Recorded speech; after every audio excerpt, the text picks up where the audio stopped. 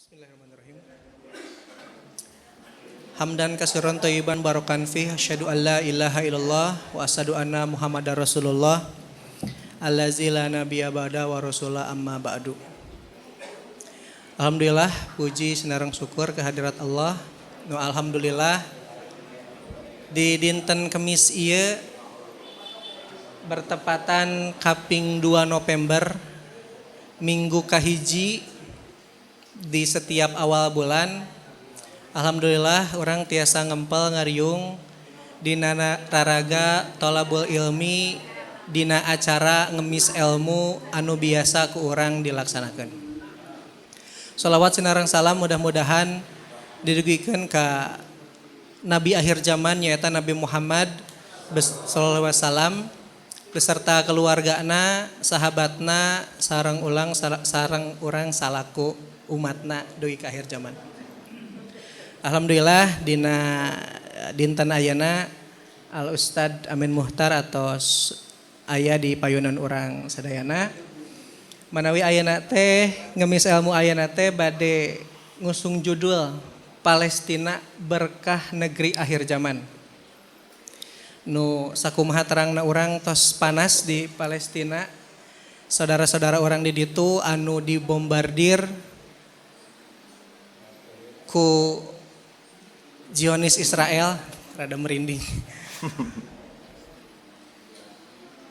Kumargi kitu ayeuna panginten bakal dibahas panginten ya ke Ustad perkawis kedudukan Palestina, panginten pembebasan Palestina sareng sagala rupina. Supados teu nyangkolong deui kana waktos, mangga ka Al Ustad Amin Muhtar dipersilakan. Innal hamdalillah nahmaduhu wa nasta'inuhu wa nastaghfiruh wa na'udzu billahi min syururi anfusina wa min sayyiati a'malina may yahdihillahu fala mudhillalah wa may yudlil fala hadiyalah wa asyhadu an la ilaha illallah wahdahu la syarikalah wa asyhadu anna muhammadar rasulullah alladzi la nabiyya ba'dah amma ba'd. Faqala Allahu ta'ala fil Qur'anil Karim a'udzu billahi minasyaitonir rajim wa najainahu wa lutan ilal ara'al ayah wa qala Rasulullah sallallahu alaihi wasallam Allahumma barik lana fi syamina al hadis. Hadirin ikhwatul iman, bapak-bapak, ibu-ibu serta para mujahid ilmu generasi baru, terkhusus keluarga besar Al Ustad Ukar dan juga keluarga besar Al Ustad Saifuddin Allahu yarhamuhuma.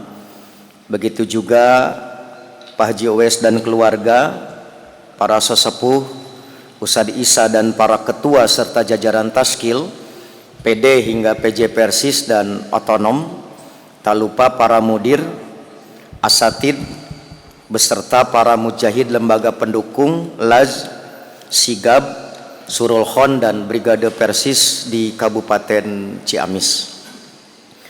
Tidak ada pujian yang paling pantas terucap dari lisan selain alhamdulillah, karena atas kudrah irodah serta inayah Allah subhanahu wa ta'ala kita dapat kembali bersua dalam kajian berkala keluarga besar Persis Kabupaten Ciamis, baik yang bisa hadir secara langsung di majelis ini maupun yang tetap setia mengikuti kajian di tempat masing-masing melalui layanan live streaming di Facebook Ibnu Hajar Media dan Sigabah, juga Facebook di Persis Ciamis. Bapak Ibu yang dirahmati Allah, sebagai bagian dari upaya membantu ikhwan kita yang tengah berjuang mempertahankan hak hidup dan keyakinan dari kezoliman Zionis Israel dalam ragam cara yang dapat kita lakukan tak terkecuali melalui ikhtiar moral intelektual dengan memberikan penjelasan yang benar seputar Palestina, karena kita maklum Bapak Ibu, di tengah-tengah perjuangan kaum muslimin di seluruh dunia dalam membantu perjuangan saudara-saudara kita di sana, masih muncul narasi-narasi yang terkadang bisa mempengaruhi orang awam untuk melemahkan semangat dengan mengatakan bahwa Palestina khususnya Hamas itu adalah Syiah gitu. Begitu juga misalkan Hamas adalah teroris. Dan narasi-narasi yang lain yang terkadang menjadi kontraproduktif. Begitu juga upaya dukungan melalui moral spiritual seperti kunut nazilah. Selain menggalang bantuan material, dana kemanusiaan seperti yang diinstruksikan oleh PP Persis, dan kalau tidak salah sampai hari kemarin sudah sampai 2 miliar ya untuk Persis Jawa Barat gitu. Dari seluruh PD gitu. Itu sudah lebih dari 2 miliar. Dan tentu hubungan kita dengan Palestina pertama tentang rumah sakit ya, yang dulu donasi kita satu di antaranya dibangunkan rumah sakit, kemudian juga mobil ambulan Ganiyah. Nah, kondisinya kan sekarang juga qadarullah tentu hancur. Nah, mudah-mudahan dengan penggalangan ini selain tadi dengan moral intelektual, moral spiritual, dan juga ikhtiar penggalangan dana ini menjadi maksimal, walaupun belum tentu menjadi solusi secara keseluruhan. Tapi untuk apa Bapak Ibu, saya akan selalu mengingatkan bahwa kita membantu bukan karena mereka yang butuh, hakikatnya kitalah yang butuh. Jadi ulah sekali-kali mantuan teh karunya ke orang Palestina, nu karunya mah urang. Sebab di sana fisiknya hancur, imannya insya Allah kokoh. Urang mah boleh jadi fisiknya kokoh, imannya tapi itu aya di Ciamis insya Allah. Nah, jadi kitalah yang butuh. Butuh apa? Sebagai saksi di hadapan Allah bahwa kita telah jelas bersikap. Walaupun hanya dengan 10.000 rupiah, dan malaikat mah terperyogi nominal. Dan nominal mah di bendahara bungkul. Nominal itu hanya administrasi. Tapi ini akan menjadi saksi di akhirat di mana kita bersikap. Nah, oleh karena itulah Bapak Ibu, dalam upaya membantu secara moral intelektual, perlu saya sampaikan gambaran tentang Palestina, apalagi berkenaan dengan berkah Palestina khususnya Syam pada umumnya sebagai negeri akhir zaman. Tapi realitasnya konflik wae gitu. Ongkoh berkah gitu. Tapi tidak ada pusat konflik di dunia. Yang paling berkepanjangan justru di negeri yang berkah. Nah, inilah yang ingin kita gali kembali untuk menafsirkan ulang, mencoba menghayati ari nu disebut berkahna teh kumaha. Sama seperti saya mendapatkan pertanyaan ketika ngaji di Jakarta. Sudah berulang kali kita diserukan kunut nazilah, terus Palestina teh merdeka gitu. Apakah kunut nazilah teh efektif atau kunut urang teu diijabah? Nah, tentu harus disamakan ari ukuran ijabah teh siga kumaha gitu. Dah ya. Nah, itulah yang akan kita coba gali sejauh mana dan seperti apa nilai keberkahan jika tadi dihubungkan dengan realitas yang hari ini kita melihat siga mengalami penderitaan. Nah, mari kita awali dengan latar belakang Palestina di masa kini, salah satu di antara 4 negara yang dulu kalau nanti kita membicarakan Quran, begitu juga kita mempelajari nomenklatur di hadis, itu menggunakan ungkapan biladu Syam. Jadi Syam di dalam Quran, di dalam hadis, hari ini sudah terbagi menjadi 4 negara bangsa gitu. Palestina, Yordania, Libanon, Suriah. Itulah yang disebut dengan Syam. Nah, maka sekitar 2500 tahun sebelum Masehi,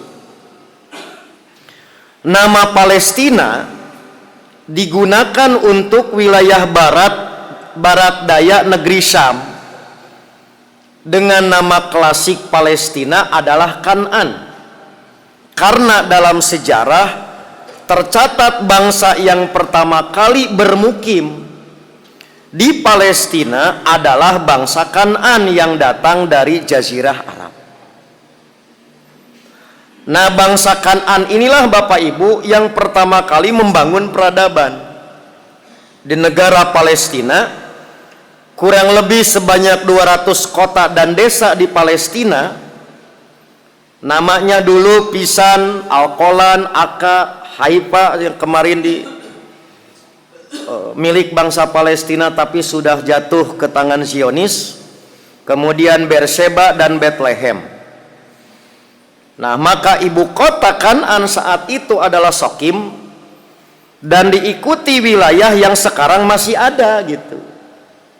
Seperti Asdod, Akko, Gaza, Majdal, Jaga, Askelan, Ariha, Jericho, dan Bisan. Ini contoh kami waktu berkunjung di awal Maret 2023 gitu di Jericho, yang nanti akan kita bahas bahwa dalam keyakinan kita Nabi Isa bukan lahir di Bethlehem tapi lahirnya di Jericho, dan Jericho ini adalah penghasil kurma terbaik di dunia.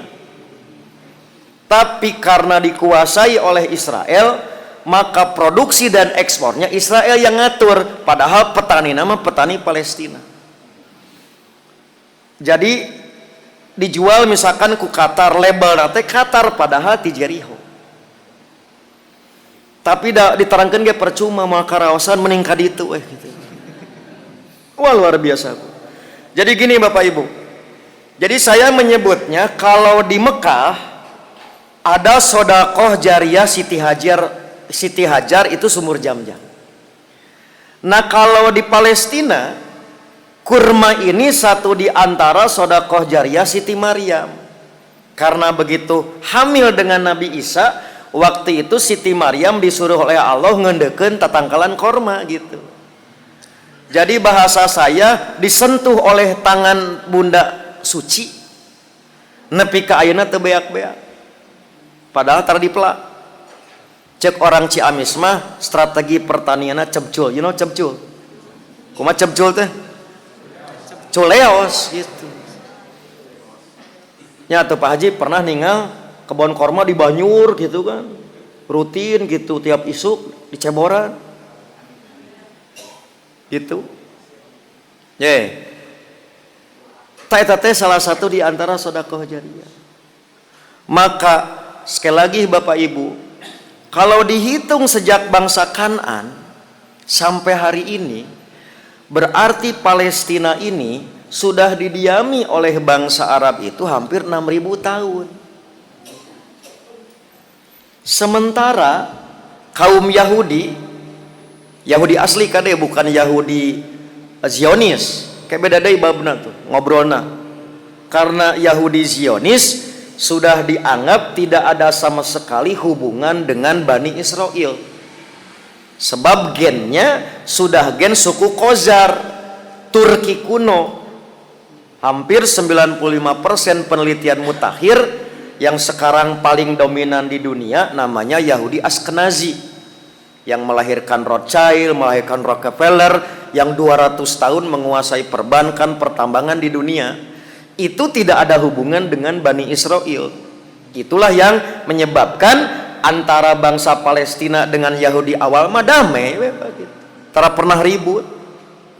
Dengan orang Nasrani, kayak Bu, kalau nanti Ibu ke sana, kita akan melihat bahwa yang namanya Yerusalem tua, itu satu-satunya kota di dunia yang dibagi 4 komunitas gitu. Ada 8 pintu, Bu, aksesnya itu. Kayak kemarin saya seringnya itu di utara, kalau di peta mah gitu. Nah, pasti kalau kita mau ke Masjidil Aqsa itu, kalau ngambilnya dari utara gitu, Pak, itu pasti melewati komunitas Muslim.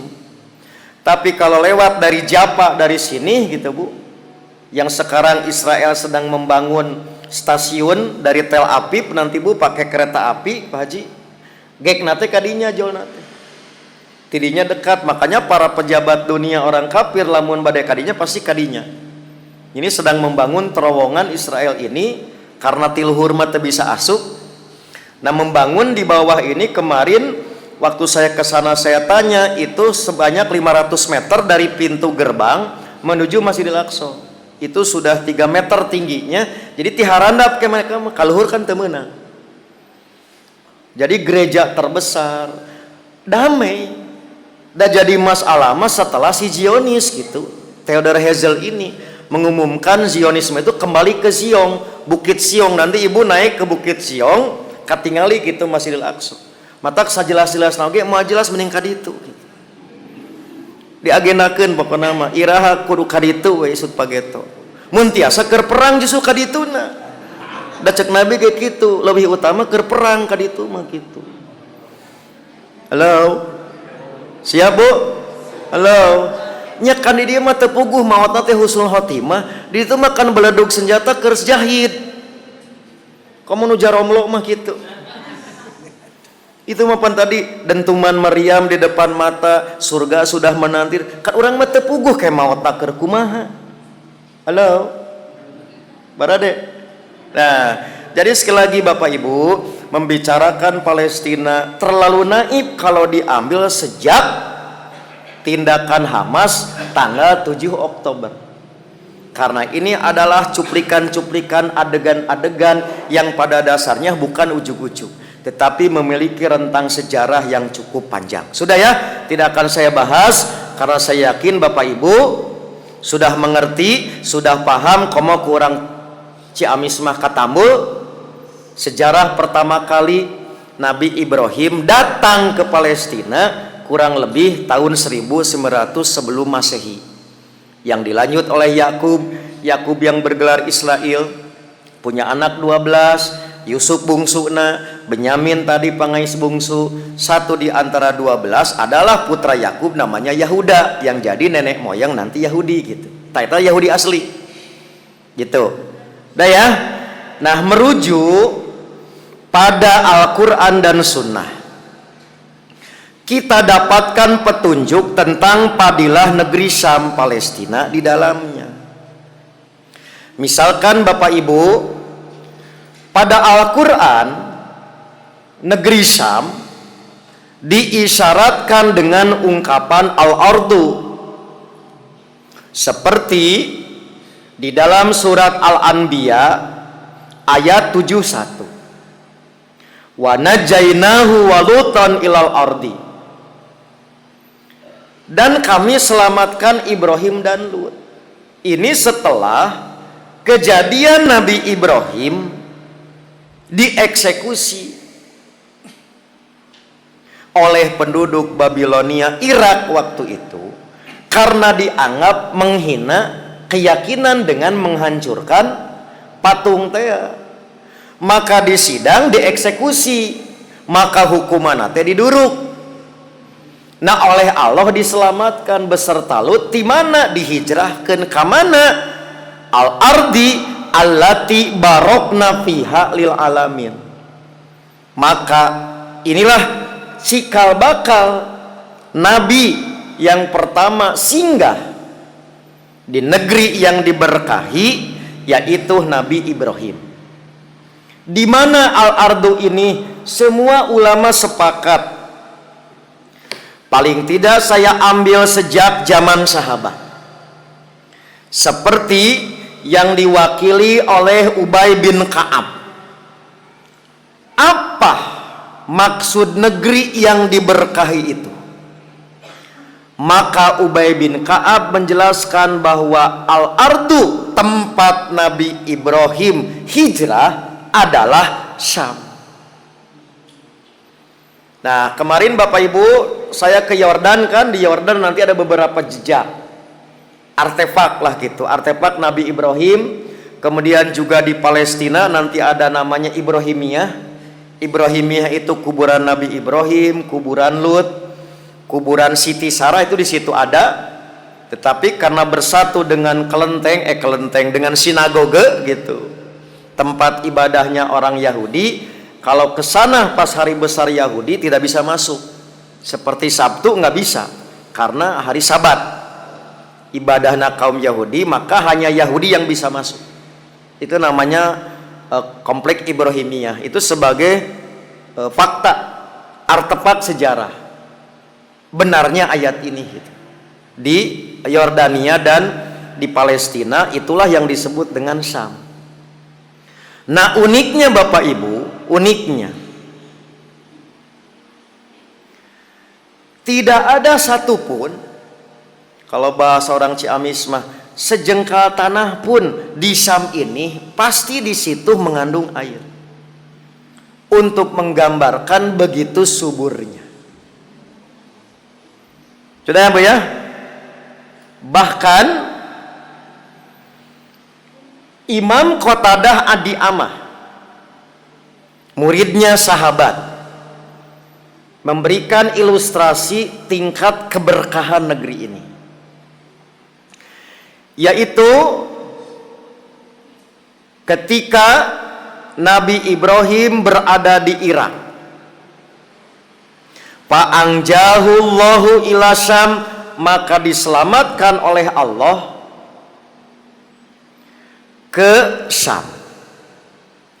Oleh karena itu populer disebut bahwa Syam itu adalah imadu daril hijrah. Syam populer dengan penopang negeri tempat hijrah. Paling tidak 12 nabi dan rasul yang singgah bahkan berdomisili di situ. Wa manaqasa minal ardi zida pisah. Kalau negeri-negeri lain sedang minus, negeri-negeri lain sedang kekurangan, di sama surplus. Lamun di Ciamis kurang cai, tadi di Tumah keur loba. Jadi apapun yang tengah dialami oleh negeri yang lain sedang kekurangan, justru di sama melimpah. Uniknya dari 4 negara gitu Pak, Palestina, Yordania, Libanon dan Suriah, sekiranya 3 kawasan Yordania, Suriah dan Libanon kekurangan, Palestina mah melimpah. Gitu Bapak Ibu, itu kan hese gitu Pak cara mikirna gitu. Selagi ya. Jadi ketika negara-negara kawasan yang lain sedang kekurangan, Syam justru surplus, melimpah. Dalam konteks Syam 3 wilayah yang lain sedang kekurangan, justru Palestina itu sedang melimpah. Makanya tong aneh gitu. Nah, Palestina diperebutkan. Ayat bangsa asing memperebutkan Cimahi, Ciamis. Gitu Pak itu. Ini luar biasa yang namanya berkah. Ibu mah hayang berkah hirupna teh, tapi mung ripuh. Hayang sila ipis we gitu. Naon hayang panen tapi mung melak. Sudah. Nah, maka menutup kajian ini karena sudah jam 6 nih gitu.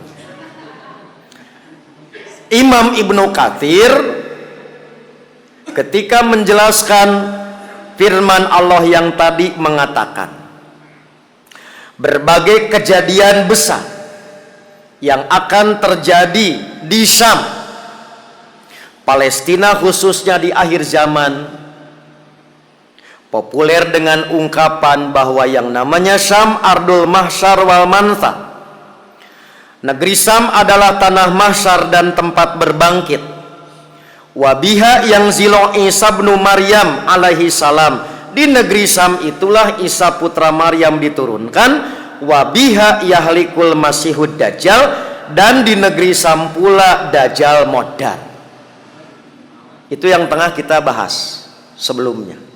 Turun Nabi Isa, dajjal modal. Ibu masih ingat kata-kata saya? Karena ini adalah alamah nubuah, tanda-tanda kenabian pasti terwujud. Dalain dongeng ya. Tah kulantaran ku nabi tos dipasihan isyarat bakal di ditu, ibu badai nyambut moal kedatangan Dajjal. Halo. Simuringan siapkeun jengkol, siapkeun peuteuy urang babuk ke si Dajjal. Da pasti maut. Gitu ya. Nah, jadi saya cuplik kembali nih cerita yang telah saya sampaikan. Paling tidak narasi hadis Muslim menjelaskan detik-detik kematian Dajjal di area Syam. Saat Imam Mahdi dan Thaifah Mansurah akhir zaman melaksanakan sholat subuh di masjid bermenara putih di Damaskus, Syria. Waktu itu dikepung oleh Dajjal dan 70.000 Yahudi Isfahan, Iran. Maka begitu qomat dikumandangkan, siap sholat berjamaah, turunlah Nabi Isa diantar oleh malaikat. Maka Imam Mahdi mempersilahkan Isa untuk menjadi imam, tapi menolak karena likuli zamanin imamun, tiap zaman ada imamna. Nabi Isa mah sudah lewat zaman bereto kisahna, maka turun bukan sebagai nabi tapi mujaddid. Nah, begitu selesai sholat subuh, Nabi Isa menyuruh Thaifah Mansurah untuk membuka gerbang masjid. Nyawe ngalet ngabanelet, sorry Jang, itu bahasa Perancis tadi. Ditingkar, dikepung. Maka keadaan berbalik. Yang asalnya Imam Mahdi dan Thaifah Mansurah itu dikepung, sekarang ribon, diudah gitu. Maka Dajjal lompat kamana dina hadis kalud. Lud yang pernah saya terangkan masuk di kawasan Ben Gurion Airport hari ini, bandara terbesar kedua setelah Tel Aviv, yang dulu menjadi pusat pangkalan militernya Israel. Pertanyaanna, nah Dajjal telumpat ke Ciamis gitu, Pak. Nah, sementara Yahudi yang 70.000 kocar kacir diudah ke Thaifah Mansurah, maka tidak ada satupun alam semesta yang berpihak. Nyumput dina batu, batu nyarita, hei muslim, Yahudi tukangan aing kan gitu. Kecuali satu, pohon gorkot. Nah, gorkot belum saya sampaikan, kaburu heula kejadian di Palestina, nanti gorkot akan saya sambung di kemudian hari. Mudah-mudahan bibitnya bisa saya hadirkan di sini untuk kita pelak nanti di Ciamis. Urang jualan pohon Yahudi, sugan payu ku Yahudi boleh.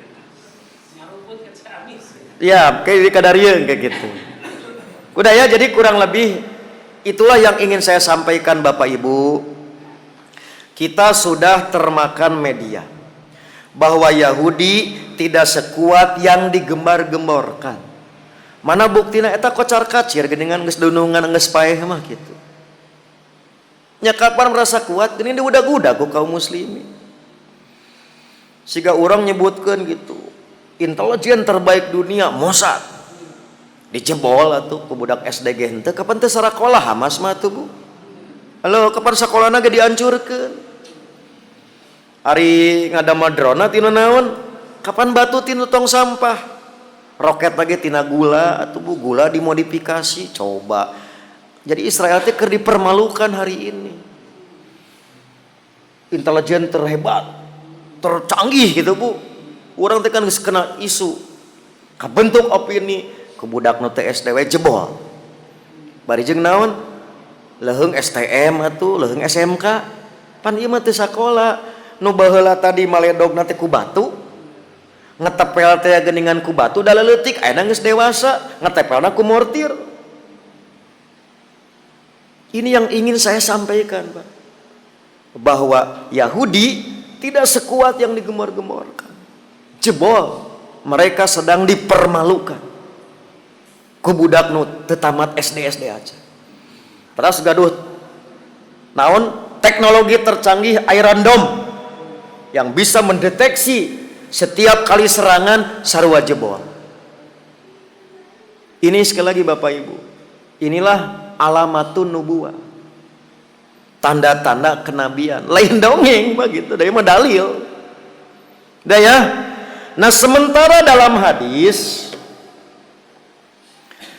fadilah negeri Syam diterangkan antara lain, misalkan Nabi meminta barokah untuk negeri Syam dan harapan Nabi agar penduduknya dihindarkan dari keburukan dan musibah. Nabi bersabda, Allahumma barik lana fi Syamina. Ya Allah, berilah kami berkah pada negeri Syam. Wa barik lana fi Yamanina. Ya Allah, berilah kami berkah pada negeri Yaman. Walu, para sahabat bertanya, menyatakan wa fi Najdina. Atau Nabi doakan berkah oge keur Najd kami gitu. Maka Nabi menjawab, Allahumma barik lana fi Syamina wa barik lana fi Yamanina. Sahabat naros deui, atuh Nabi Najd. Maka Nabi menjawab, di Najd hunaka zalazilu wal fitanu. Di Najd akan terjadi gempa dan huru-hara. Minha yakhruju qarnus syaiton. Di sana di Najd itulah muncul dua tanduk setan.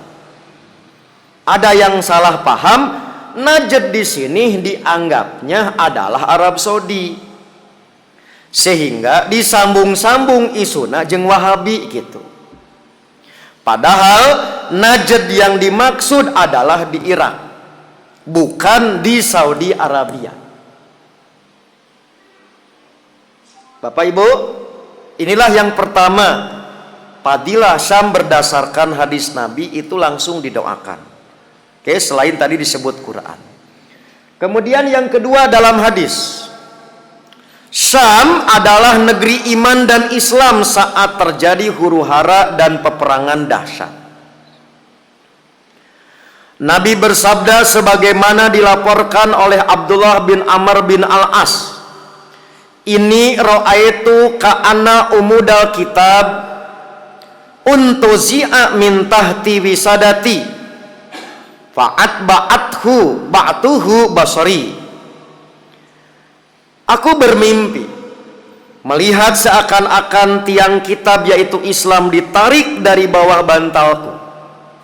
Aku ikuti pandanganku, fa'idha huwa nurun sati'un omida bihi ila Syam. Ketika aku ikuti, ternyata dia adalah cahaya yang sangat terang yang diarahkan cahaya itu ke Syam. Ala wa inal imana idza waqa'atil fitan bisyam. Ketahuilah bila fitnah terjadi maka iman terletak di negeri Syam. Yang ketiga, Palestina akan menjadi tempat tegaknya khilafah di akhir zaman. Bapak Ibu, Persis punya kaidah tentang khilafah yang berbeda dengan saudara-saudara kita. Kalau mau mendirikan khilafah di luar Syam, tidak ada jaminan sukses.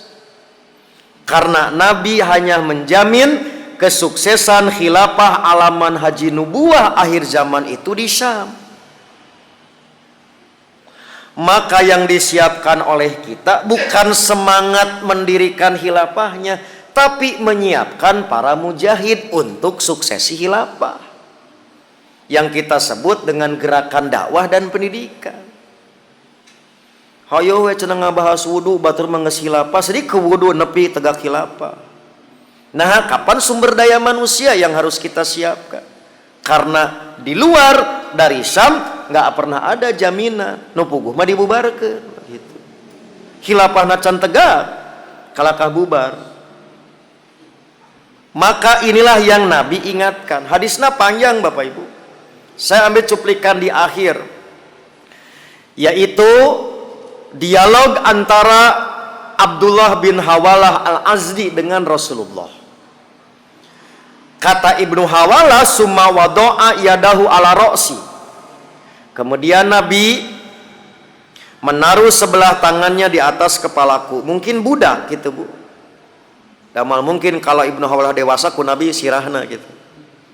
Berarti waktu itu Ibnu Hawalah masih remaja lah anggap. Diajak dialog tentang masalah masa depan. Maka kata Nabi, ya Ibnu Hawalah, wahai Ibnu Hawalah, idza ra'aital khilafata qad nazalat ardal muqaddasah. Apabila khilafah telah tegak, telah turun di ardul muqaddasah, di Palestina, faqadanatil zalazil wal balabil, niscaya itulah pertanda telah dekatnya berbagai goncangan, kegundah gulanaan, wal umurul idhomu, dan peristiwa-peristiwa besar. Wasa'atu yauma idin aqrabu minanas min yadi hadihi min rosika, maka bagi umat manusia kiamat pada hari itu lebih dekat kepada mereka daripada dekatnya telapak tanganku kepada kepalamu ini. Kan nempel tuh, tah nempel teh masih keneh jauh. Kiamat mah lebih dekat daripada nempel tangan karena sirah gitu. Kemudian dalam hadis lain Nabi menyebutkan pasukan terbaik akhir zaman berada di Syam dan Allah menjamin kemenangan mereka. Kembali Ibnu Hawalah menyampaikan sabda Nabi, saya sirul amru ila antakunu junudan munjanadah. Keadaannya sampai kalian menjadi pasukan tentara yang dikerahkan di berbagai titik. Satu, jundun bisam, satu pasukan di Syam. Dua, jundun bil Yaman, pasukan di Yaman. Yang ketiga, wa jundun bil Irak, dan pasukan di Irak.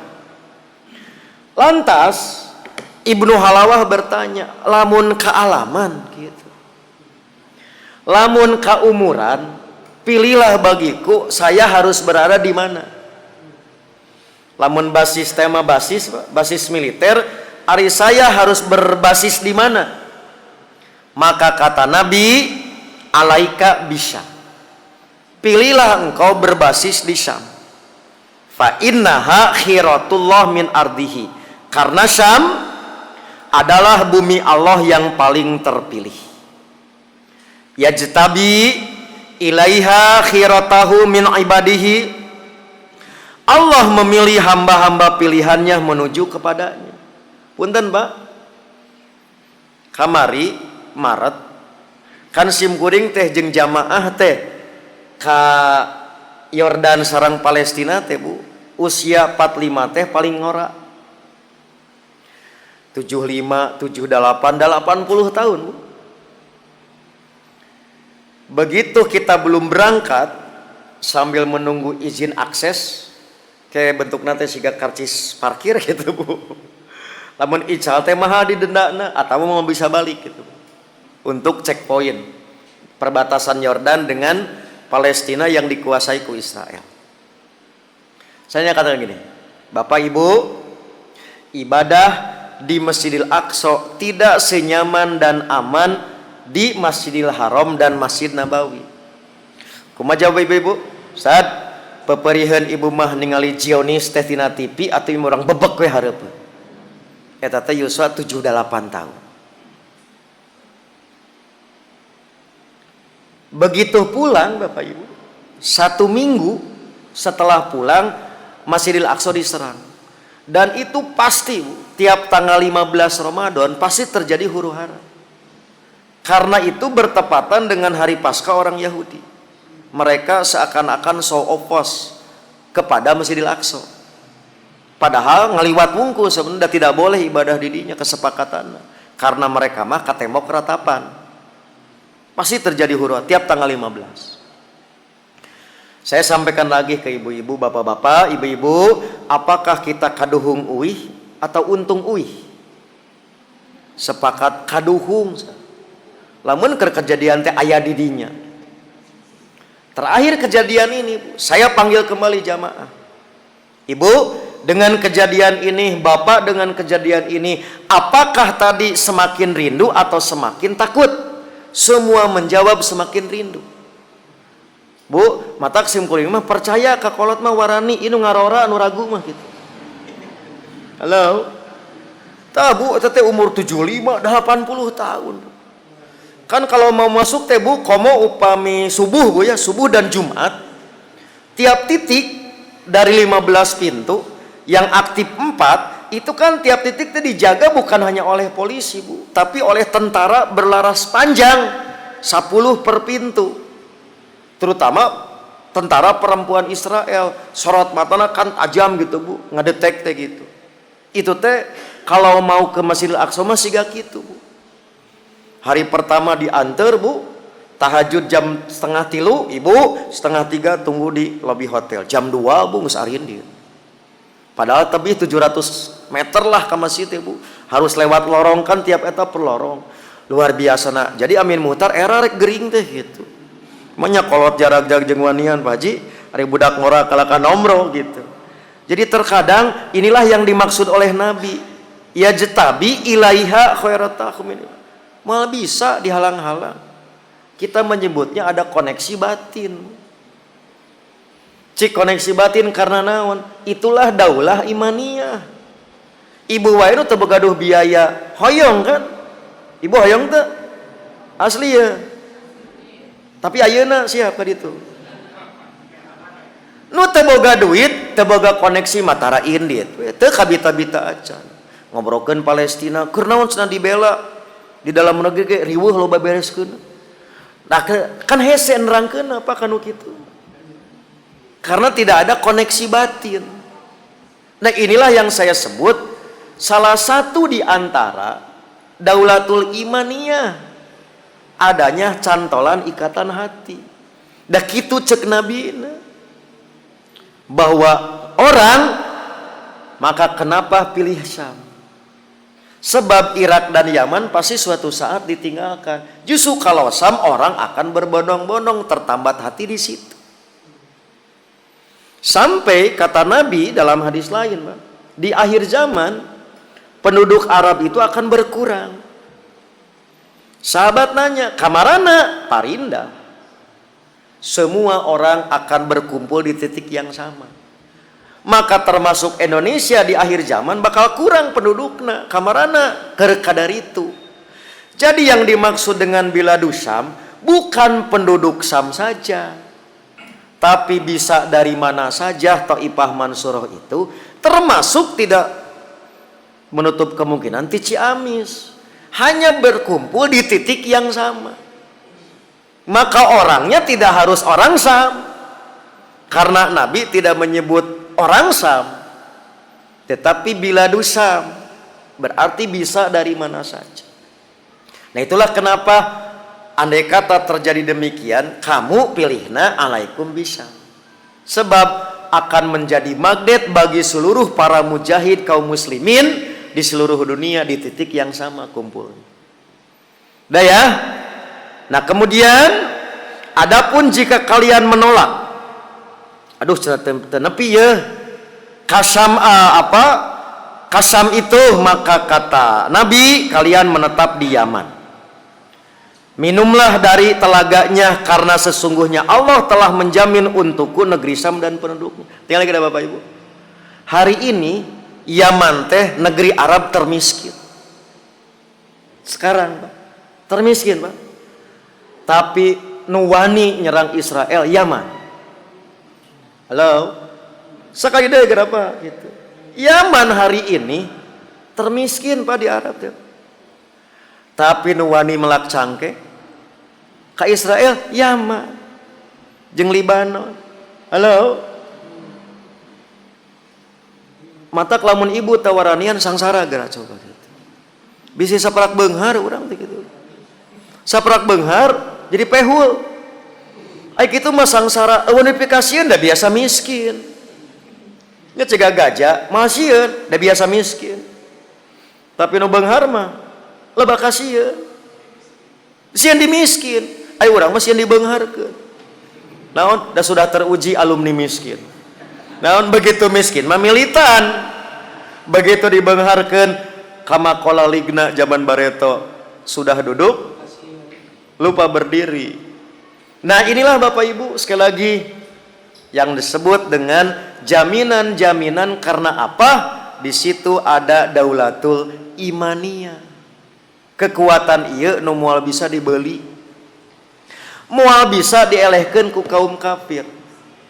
Padahal sudah diembargo, sudah diblokade, sampai pasokan listrik semua sejak dulu itu sudah tapi sampai hari ini belum pernah jatuh ke tangan kafir.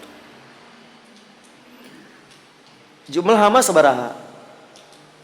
Paling 40.000, regulernya 10.000, 30.000 pasukan cadangan.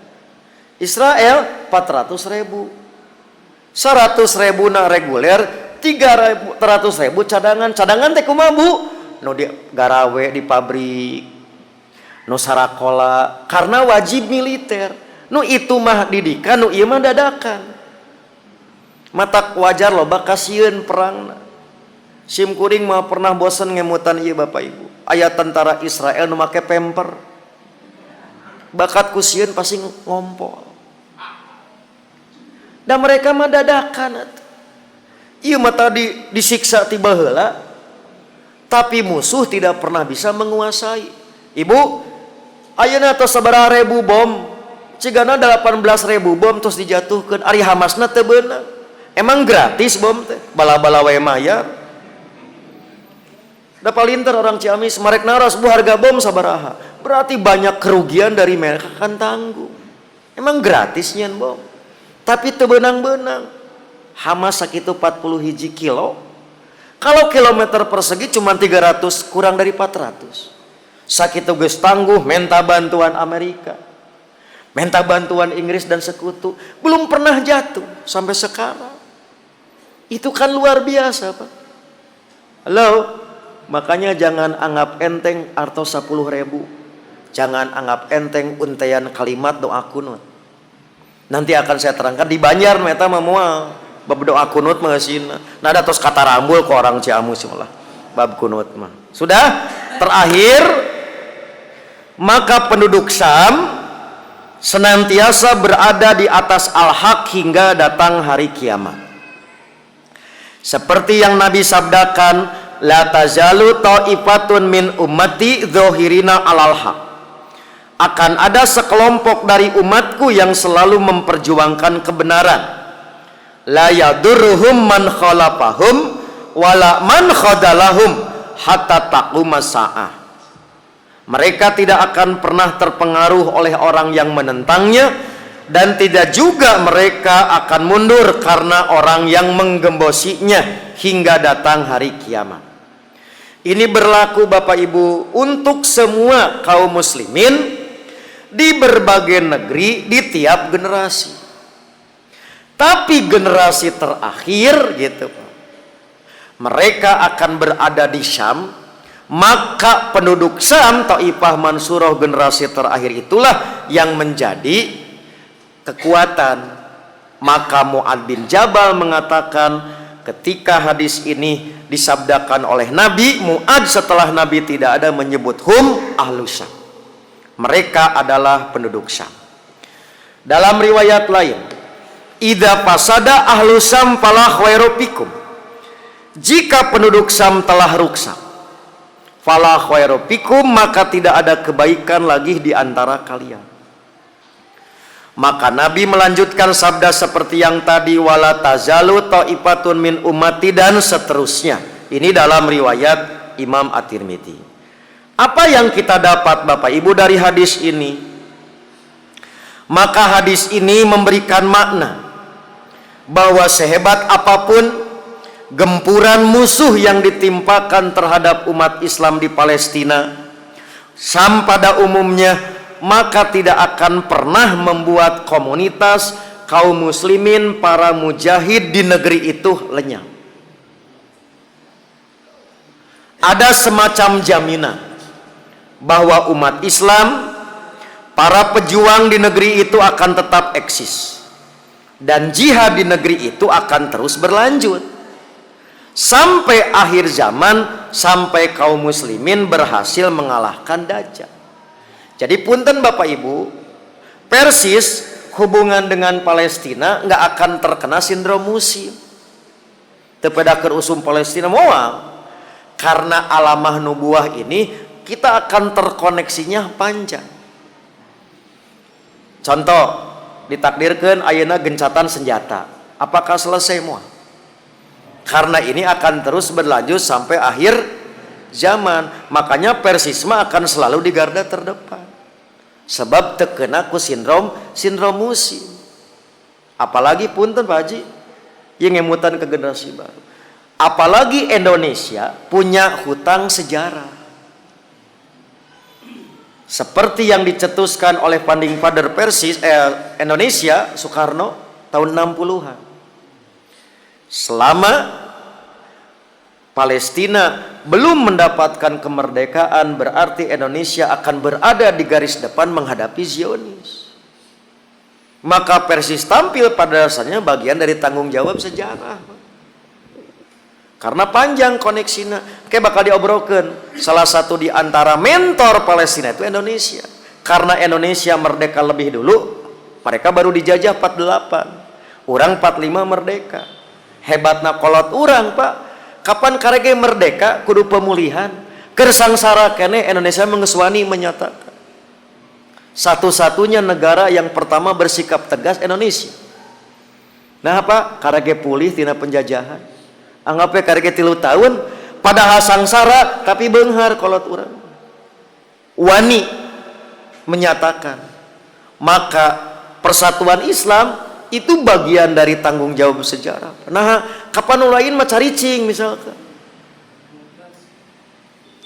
Mohon, Pak. Kita tuh bakal selalu terdepan bab Palestina mah. Da moal kena ku usum. Jadi ada tanggung jawab sejarah. Ini yang lupa, Pak, untuk generasi sekarang. Jadi bukan hanya tanggung jawab ormas sebetulnya. Ini tanggung jawab bagian dari negara. Sudah ya? Nah, jadi kurang lebih inilah yang Nabi janjikan bahwa peristiwa ini akan terus berlanjut karena Syam tempat kematian Dajjal. Sudah? Dah. Nah, apa yang dimaksud berkah kalau demikian? Berkenaan dengan bumi Palestina.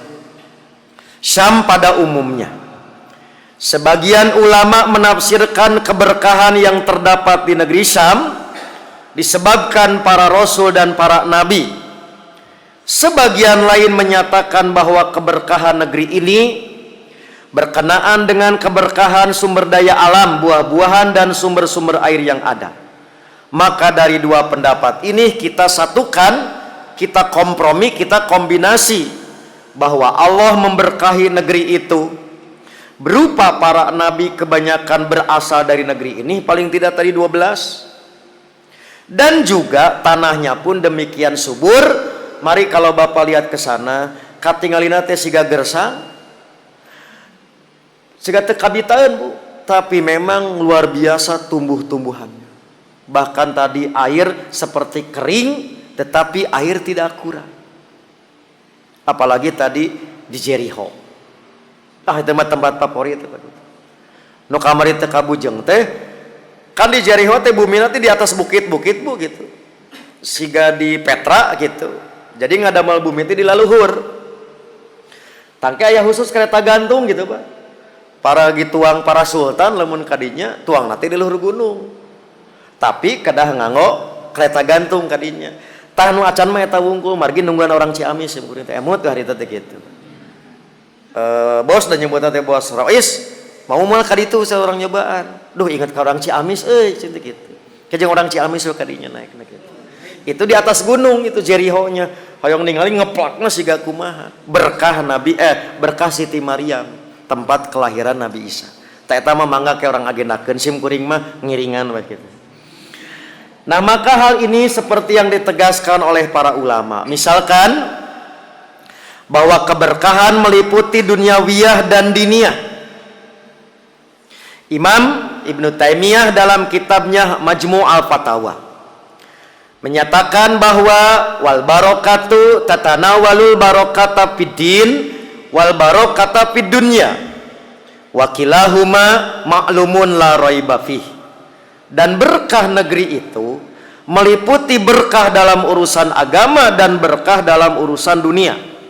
Keduanya telah maklum tanpa keraguan padanya. Contoh berkah dunia, berkah din. Berkah dinia diterangkan oleh Imam Asy-Sya'rawi, yaitu Allah telah memberkahi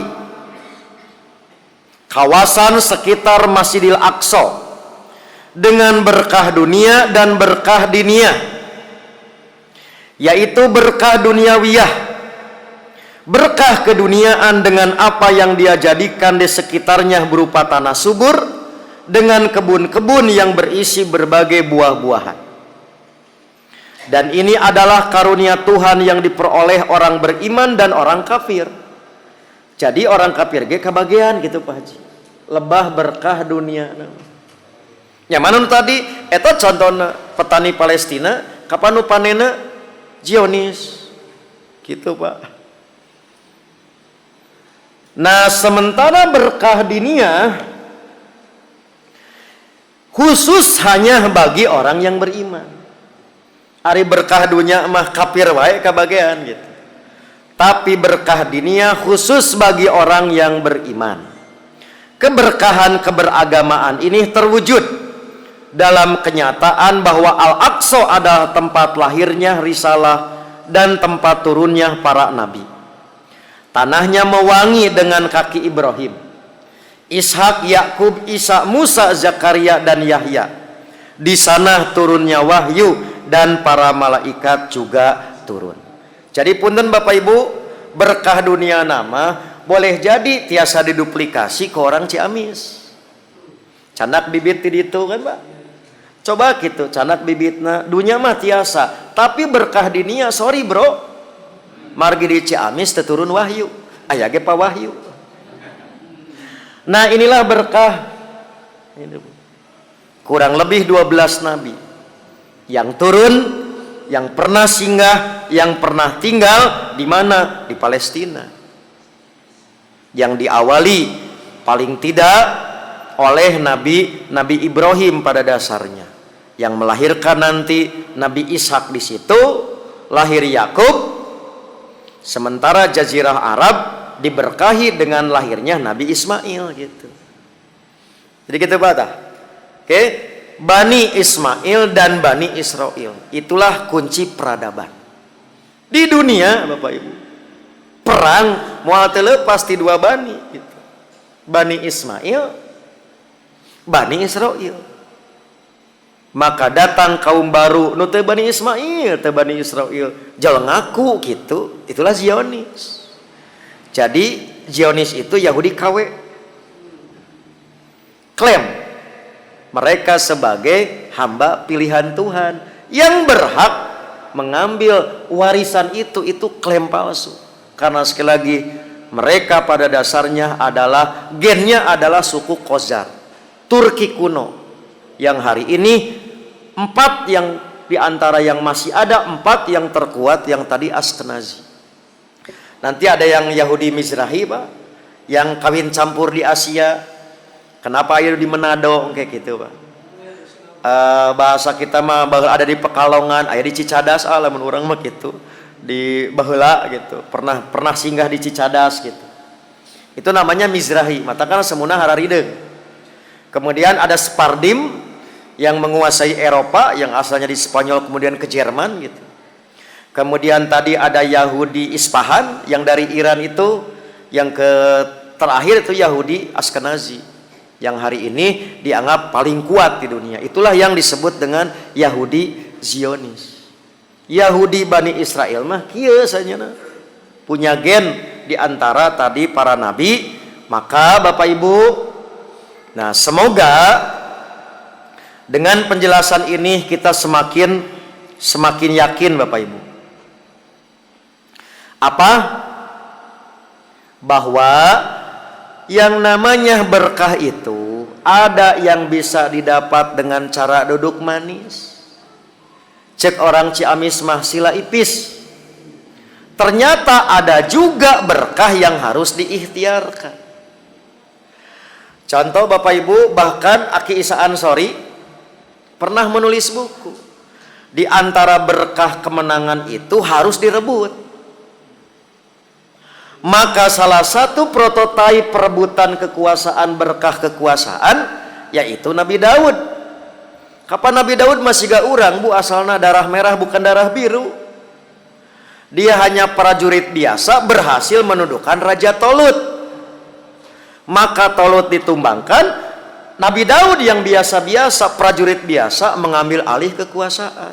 Puncak kejayaannya Nabi Sulaiman, yang kemudian diperebutkan Sulaiman Temple, engke Solomon Temple kan.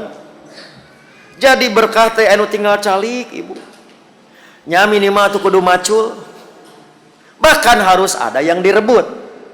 Maka dilihat dari inilah Bapak Ibu, kenapa negeri Palestina pasti akan menjadi sumber konflik karena diperebutkan. Perebutan, karena sumber berkah di dinya. Dan saya yakin kalau berkah ini melimpah di Ciamis, pindah perangna Pak, maka semua akan berkepentingan dengan Ciamis karena potensi berkahnya di situ. Jadi semakin banyak tadi huru hara, semakin banyak konflik, semakin menguatkan bahwa memang aya alaeun. Dah hoream teh tuh Pak, pasea untuk pepesan kosong. Rugi di bandar atuh Pak. Berapa banyak sekarang pabrik-pabrik senjata dengan konflik ini panen. Jadi tesapati-pati menjadi lahan rebutan, lamun didinya eueuh nanaon. Nah itulah yang dimaksud dengan potensi berkah. Kenapa jadi rebutan?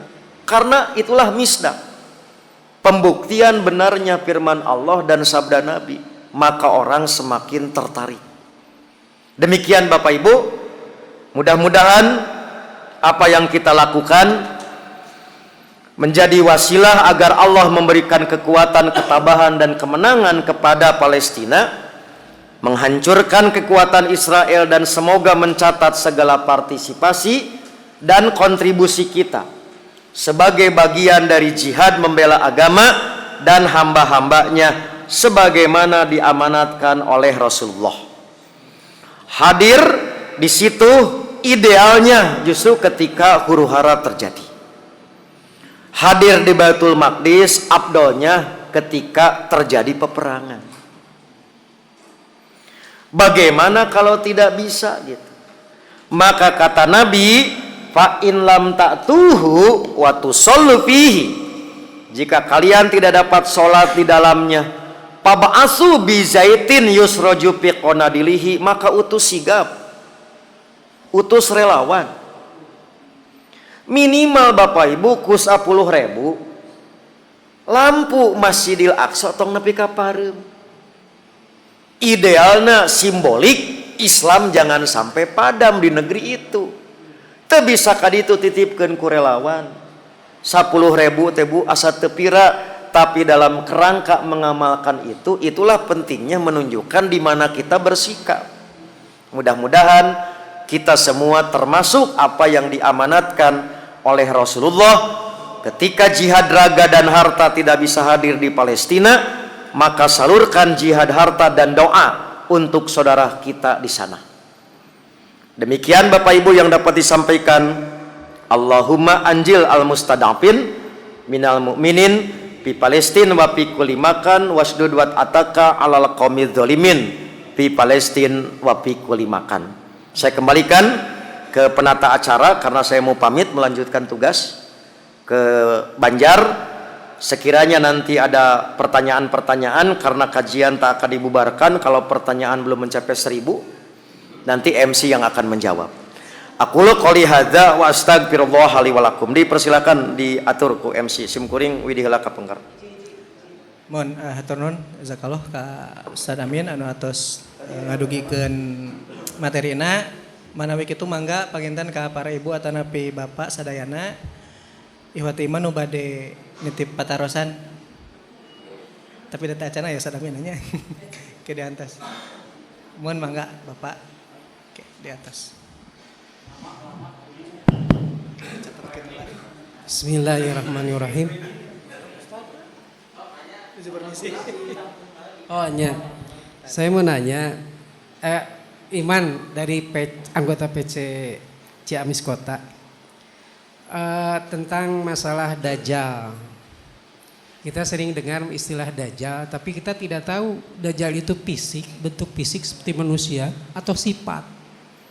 Karena kalau bentuk fisik pasti terlahir. Pertanyaannya sudah terlahir atau belum? Karena tidak ujug-ujug tiba-tiba datang Dajjal dimatiin oleh Nabi Isa gitu ya, atau dengan Imam Mahdi. Tapi pasti terlahir kalau bentuknya fisik. Kalau bentuknya sifat, sudah banyak sekarang dajjal-dajjal yang terlahir gitu. Termasuk Netanyahu misalkan ya, Presiden Israel. Pertanyaannya sederhana, dajjal itu sifat atau bentuknya fisik? Terima kasih.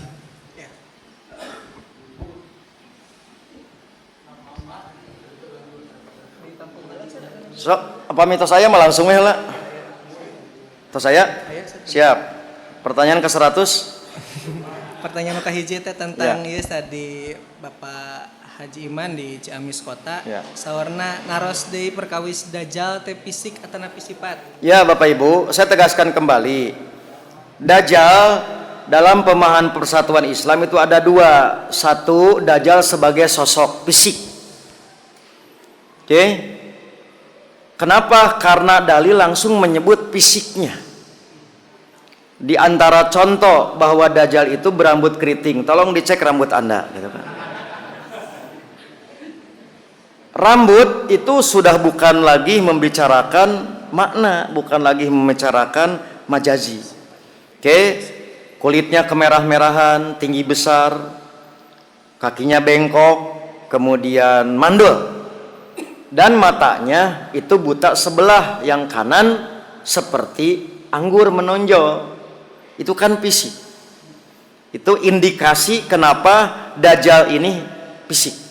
Yang kedua, cuman dia yang mendapat gelar Al-Masih. Al-Masih untuk Dajjal berbeda dengan Al-Masih untuk Nabi Isa. Kalau Al-Masih untuk Dajjal memang Arabi, bahasa Arab asli, artinya Al-Kadzab, si tukang wadul. Tapi Al-Masih untuk Nabi Isa itu Mu'arrab namanya, bahasa serapan dari Mesiah, artinya Al-Mubarak, yang diberkahi. Jadi Al-Masih Isa artinya diberkahi, Al-Masih Dajjal berarti si tukang wadul. Sudah? Itu indikasi kedua. Selalu disebut tunggal. Tapi kalau membicarakan Dajjal kecil, yang kita sebut simbol, yang kita sebut sebagai majazi, kiasan, Nabi selalu menyebut dengan bentuk jamak Dajjalun. Tidak pernah menunjuk hidung. Siapa yang dimaksud tapi punya sifat yang sama, yaitu yaz'umu annahu Rasulullah, yaitu mengklaim sebagai Nabi. Yang kita sebut Dajjal kecil itu cikal bakal gerakan Nabi palsu, yang kita sebut dolmudil. Itulah yang membedakan Dajjal besar, Dajjal kecil. Maka Dajjal itulah yang dimaksud di doa ketika kita ta'awud, wa min fitnatil masihid Dajjal, itu dari sifat yang fisik. Bahkan tempat moderna tadi disebut, yaitu di Lud, Dajjal kecil tadi disebut karena tidak jelas siapa orangnya, tapi pasti ada, yang penting sifatnya seperti itu, maka sosok fisiknya bisa jadi macam-macam. Terakhir Pak, yang belum selesai apa? Penelitian genealogi. Kan kalau Ya'juj Ma'juj mah koalisi beberapa suku bangsa gitu. Orang lain terlalu berani menyebutnya NATO gitu. Tapi kalau Dajjal memang tunggal. Kami meyakini berdasarkan hadis memang Yahudi. Tapi belum kita pastikan Yahudi mana. Sekiranya Yahudi di abad modern apa tadi? Mizrahi, Ispahan, Spardim, dan Askenazi. Itulah diantaranya. Itu sekali lagi persis memahami Dajjal dalam dua pemahaman. Satu pemahaman hakiki, fisik. Yang kedua pemahaman majazi, kiasan, yaitu berkenaan dengan sifat tanpa memastikan sosoknya. Begitu Kang? Ya. Kalau yang fisik terlahirnya apakah ada keterangan atau hadis yang menjelaskan bahwa akan terlahir tahun sekian? Ya. Lahir tidak pernah dijelaskan, yang ada itu justru di mana standby basisnya sebelum menebar fitnah. Itulah hadis Tamim Adari dalam riwayat Muslim. Sebelum masuk Islam bersama 9 orang kawannya naik perahu, maka terombang-ambing sampai terdampar di satu pulau yang nanti menerangkan tentang Al-Jasasah. Maka di situ disuruh masuk ke sebuah pulau yang hari ini dimungkinkan pulau ini di kawasan Eropa. Kalau peristiwa itu terjadi, lautnya namanya adalah Mediterania, bukan Laut Merah tapi Laut Tengah. Kawasan Eropa yang terdekat ke Palestina, kami di peta kaluhur, dari mulai Turki, di tengah Itali, terjauh United Kingdom Inggris. Tasek Imran Hussein sudah berani menegaskan bahwa dimungkinkan tempat ngajedogna Dajjal itu adanya di Inggris gitu. Nah sementara kami belum bisa karena tidak boleh mentahdid mentain. Nah yang ada keterangannya jel ujuk-ujuk anggapnya dewasa gitu. Sebelum menebar fitnah tidinya heula. Nanti dari situ keluar dalam upaya rekrutmen bursa sumber daya manusia, bursa SDM. Nah diantaranya merekrut di Iran, yaitu 70.000 Yahudi Isfahan. Begitu juga para perempuan, paling banyak pengikutnya itu perempuan. Padahal tadi saya sampaikan Dajjal teh goreng patut, damatana pecak. Tapi ternyata kata Nabi, pengikut terbanyak itu adalah kaum perempuan. Matak ibu Hanas nyebutkan goreng patut Dajjal apalin ibu ngahina. Cek Dajjal tunggu tanggal mainnya. Ibu tika lepak pokona mah cenah angke lamun panggih jeung Dajjal teh kitu. Berarti salah satu fitnah Dajjal itu adalah pencitraan dan tebar pesona gitu. Tertipu semua. Nah, Bapak nu alus wae kasep lewat. Padahal goreng Dajjal teh gitu. Gitu Kang. Jadi hanya dewasanya, lahir dan sebagainya tidak pernah ditemukan riwayatnya. Gitu. Pertanyaan ke-200. Mun aya ada atas palinter orang Ciamis. Pak, itu tadi. Siapa? Oke, Pak.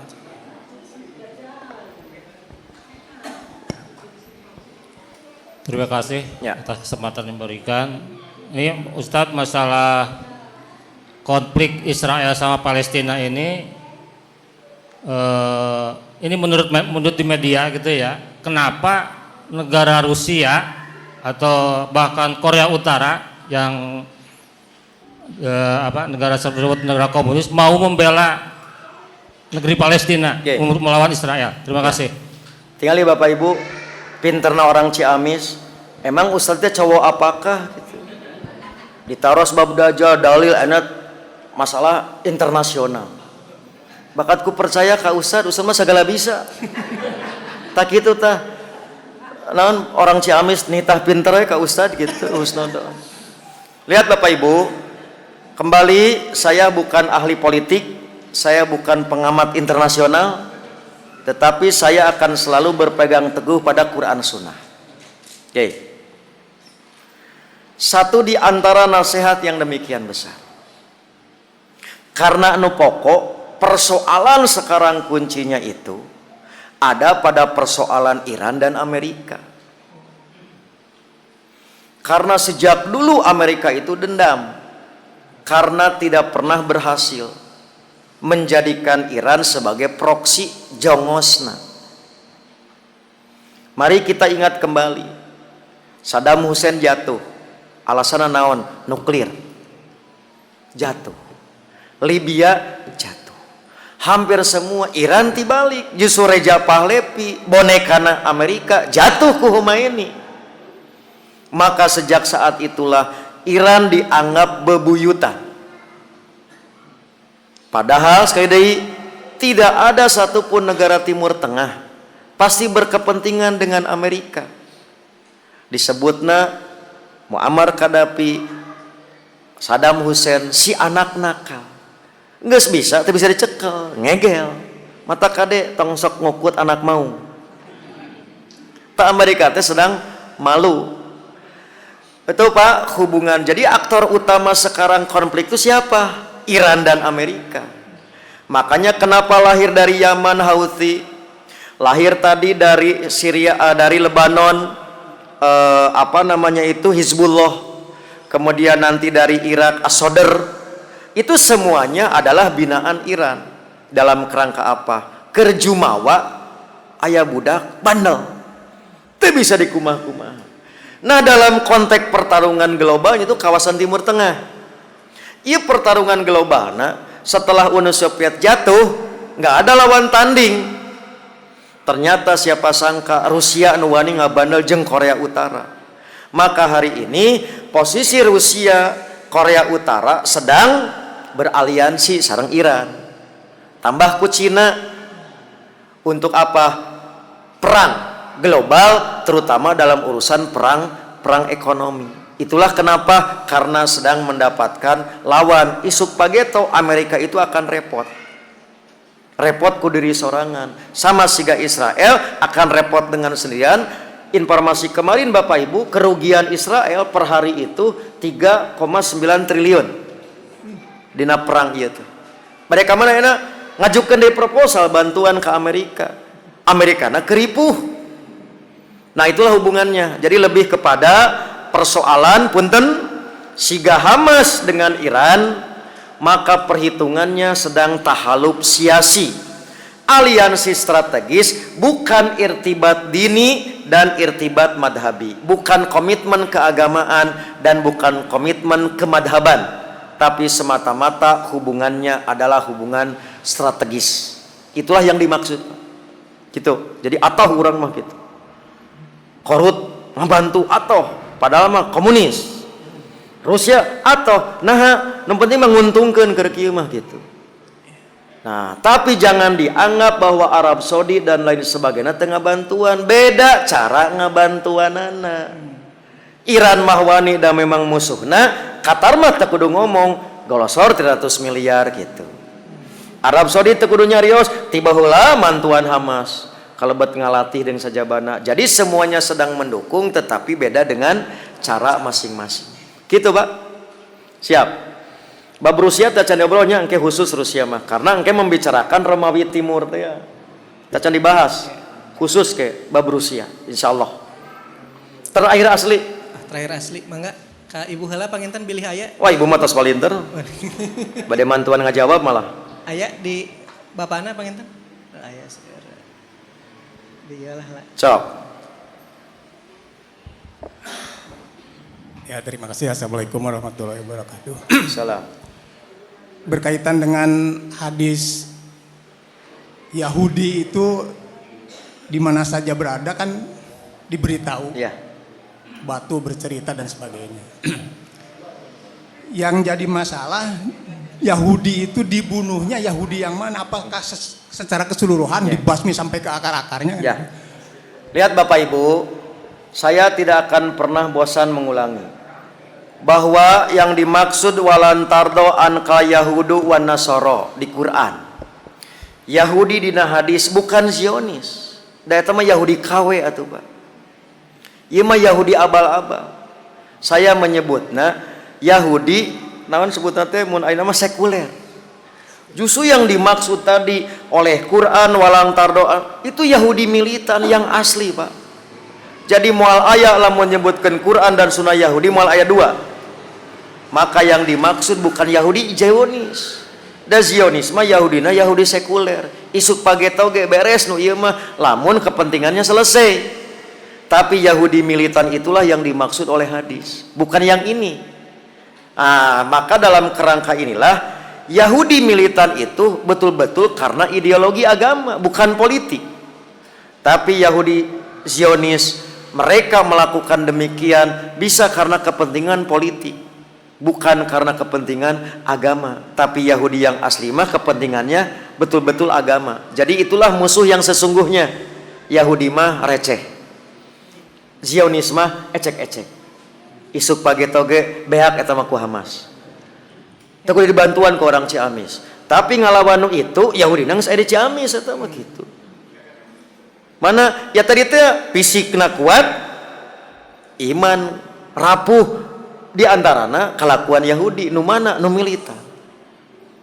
Gitulah Pak gambaran. Jadi sekali lagi di Quran yang walantar doan ka Yahudi wa Nasoro, begitu juga yang di hadis pada dasarnya adalah Yahudi sejati, yaitu Yahudi karena ideologi, bukan semata-mata karena biologi suku bangsa, tapi betul-betul karena keyakinan itu militan.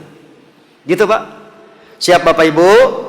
Karena waktu juga yang memisahkan kita, saya mohon pamit melanjutkan tugas ke Banjar. Insya Allah sekali lagi, mudah-mudahan apa yang sampaikan memicu dan memacu kita. Jangan pernah menganggap enteng, menganggap remeh. Yang namanya doa kunut nazilah, doa-doa di mustajab, begitu juga bantuan dana, walaupun sekecil apapun, bagi kita boleh jadi tidak berarti dalam dampaknya, tetapi pada dasarnya adalah saksi bagi kita di hadapan Allah bahwa kita sudah tegas di mana kita menempatkan diri dalam berpihak. Aku lu qouli hadza wa astaghfirullah li wa lakum. Wassalamualaikum warahmatullahi wabarakatuh. Hatur nuhun jazakallah ka Ustad Amin anu atos ngadugikeun materina. Mudah-mudahan tiasa nambih keimanan ku urang kumaha tadi didugikeun ku Ustad Amin. Boleh jadi warga Palestina itu hancur ragana tapi imana kuat, imana kokoh. Mugi oge mudah-mudahan tiasa ngajantenkeun urang bertambah spirit jihad di jalan Allah. Sareng semoga urang hadir ngumpulna sadaya di majelis ilmu ieu tiasa ngajantenkeun amal kebaikan sareng tiasa ngajantenkeun urang tiasa ngumpul di surgana nanti. Amin. Tutup ku doa Rabbana atina fid dunya hasanah wa fil akhirati hasanah wa qina adzabannar. Assalamualaikum warahmatullahi wabarakatuh.